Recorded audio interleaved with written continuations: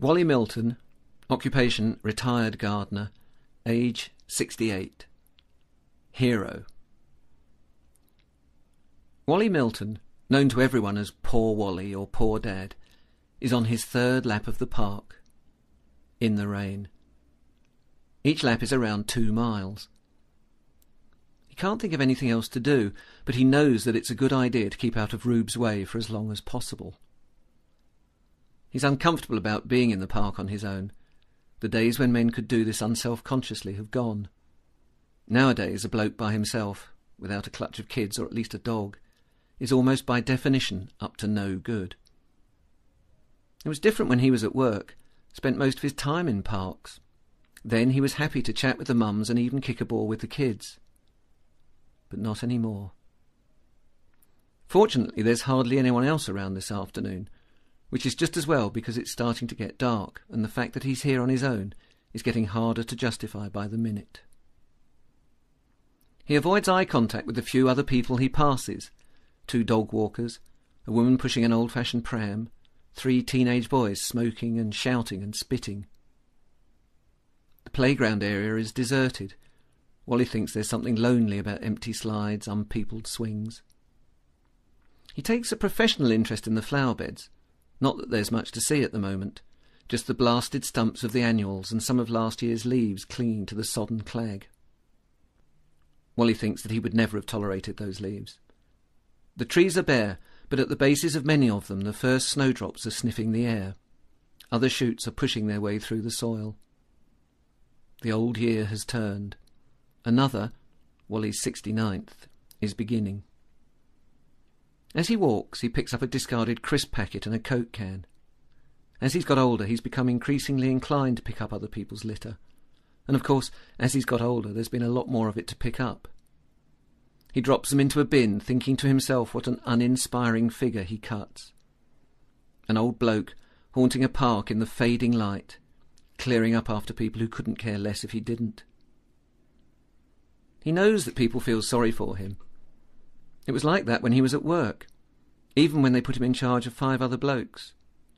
They demonstrated how much they despised him by looking after him, conspired so that he wouldn't have to dig the hardest ground or do the heaviest lifting. And yet he knew himself to be as strong and fit as any of them. His children are the same, protective towards him, think of him as Rube's victim. But what do any of them know?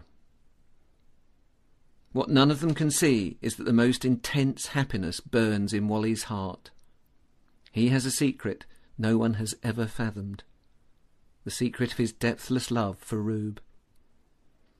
Everything about Rube fills him with a sense of admiration and contentment and well-being. He can't believe his luck. Of course, he's never told her this. He knows how little time she has for him.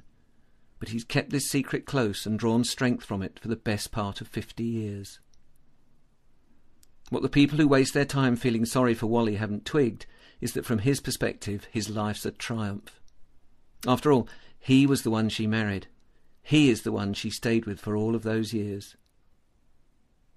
And now it's dark, and Wally has decided to go home. He makes a mental note not to do or say anything that might irritate Rube further.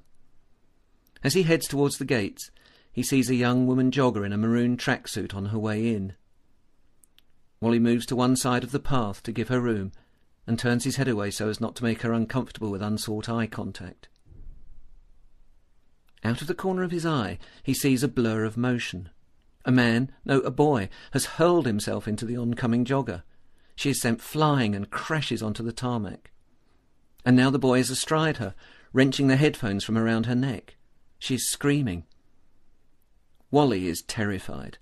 His first instinct is to pretend that he hasn't seen anything. Maybe he should just turn round and walk away. For a second, he even imagines that he will be able to walk past them, through the gates, and onto the pavement and into safety. But then something primitive takes hold of Wally. A movement towards fight rather than flight. In a voice he hardly recognises as his own, he shouts, "Leave her alone!" He starts to run towards the couple on the floor. Startled, the boy spins round, his eyes lock with Wally's. Wally is astonished to discover that he knows him, has seen him around, a notorious kid from the estate. The headphones come free, and the kid is off. Wally knows there's no point in giving chase. He squats by the young woman to help her up. He's not sure whether to touch her, but in the end he puts his arm around her back and helps her to her feet. She's crying but calm. Says she's more frightened than hurt. Wally calls 999 on his mobile, and they promise to send the police and an ambulance. He waits with her in the drizzling sleet until they arrive.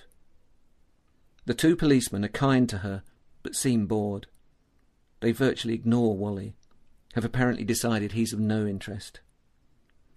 He thinks about leaving it at that, heading home, getting warm, trying to make things better with Rube, but then he approaches one of the policemen who's taking down a statement from the jogger. "Excuse me, officer," he says.